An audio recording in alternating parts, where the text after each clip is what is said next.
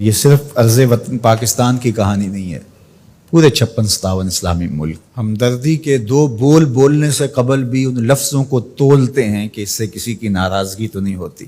جب مسلمان اتنا بزدل ہو جائے گا، اتنا کمزور ہو جائے گا، تو پھر اللہ کو ایسے لوگوں کی کوئی ضرورت نہیں ہے، پھر ذلت، رسوائی، نکبت مقدر ہوگی اور وہ آپ کے سامنے ہے۔ وَأَنْتُمُ الْعَالَوْنَ إِن كُنتُم مُؤْمِنِينَ، تم سر بلند ہو کر مومن بن کے رہو، عزت کا تاج تمہارے سر پہ رکھوں گا، یہ میرے رب کا وعدہ ہے، لیکن شرط یہ ہے کہ تم مومن بن کے رہو۔ اور آج دنیا کا مکروہ اور دوہرا چہرہ بھی سامنے آ گیا، جو انسانی حقوق کی بات کرتے ہیں، کتوں اور بلیوں کے حقوق پہ تنظیمیں بنا رکھی ہیں۔ آج بلکتے بچے، یہ ایک تصویر دیکھی نہیں جاتی کہ ایک حاملہ عورت کٹ جاتی ہے تو اس کے پیٹ سے ادھورا بچہ ایک شخص ہاتھ میں اٹھائے ہوئے دہائی دے رہا ہے۔ ظلم ظلم ہے، بڑھتا ہے تو مٹ جاتا ہے، اور خون خون ہے، بہتا ہے تو جم جاتا ہے۔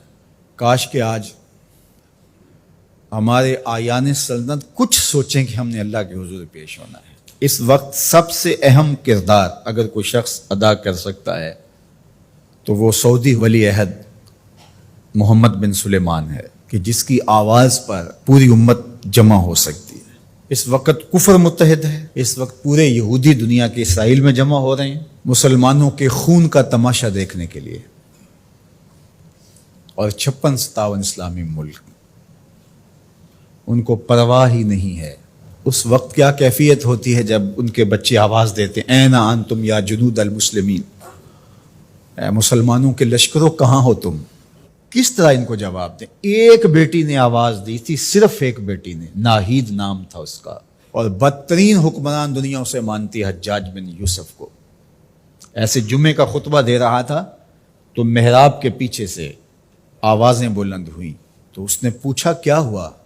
تو لوگوں نے بتایا کہ دیبل میں ایک کارواں کو راجہ داہر کے لوگوں نے لوٹ لیا ہے، تو یہ اس کی فریاد کر رہے ہیں، اور وہ ناہید نامی ایک لڑکی نے آواز دی ہے، میری مدد کو پہنچو۔ تو حجاج نے کہا تیری مدد ہو گئی، اور پھر محمد بن قاسم کو تیار کیا، اور پھر وہ قہر بن کے ٹوٹا، صرف ایک بیٹی کی آواز پہ، ایک بیٹی نے پکار دی۔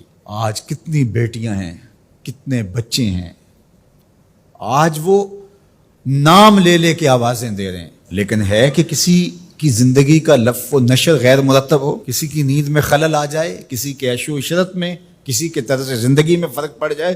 بے حسی کی یہ کیفیت ماضی میں کبھی نہیں دیکھی تھی جو آج دیکھنے کو مل رہی ہے۔ آہستہ آہستہ ہمیں مادیت زدہ کر کے، مسائل میں الجھا کر کے ہمیں اس جگہ پہ کھڑا کر دیا گیا کہ ہم کسی قابل نہیں رہے، لیکن اگر ہم سچے دل سے رب کے حضور حاضر ہو جائیں اور مظلوم کی داد رسی کے لیے کھڑے ہوں، تو اللہ آسمان سے بھی رحمت نازل کرے، زمین سے بھی رحمت نازل فرمائے، اللہ آسانیاں کرے اور فلسطینیوں کو کامل فتح یاب فرمائے، اور اللہ اس امت کو کھویا ہوا وقار دے، اور 56 اسلامی ممالک کو غیرت مند حکمران عطا فرمائے، اور اپنی خاص کرم نوازیاں اللہ میرے وطن اور تمام بلاد اسلامیہ کے شامل حال فرمائے۔